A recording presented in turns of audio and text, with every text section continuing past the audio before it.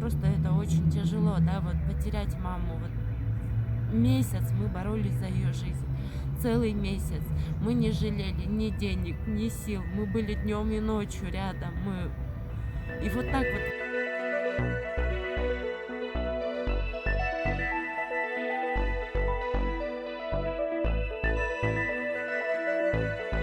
в ту же ночь, с 9 до 2 часов ночи ей сделали операцию. Заметьте, это было ночью.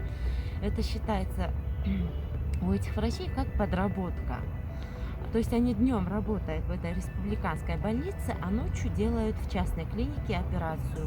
Вот такую вот серьезную операцию делают ночью, уставшие после работы.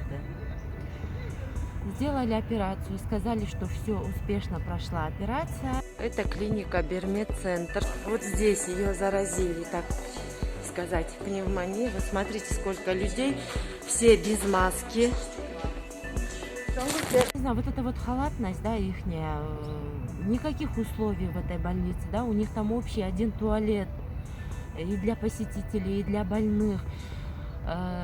Внутри клиники, да, вот такой вот хаос, да, это вот при пике сейчас, да, заболеваемости пневмонии, сейчас вот у них проходной двор, если так сказать. Люди без маски ходят туда-сюда, и в палату могут зайти, и в туалет.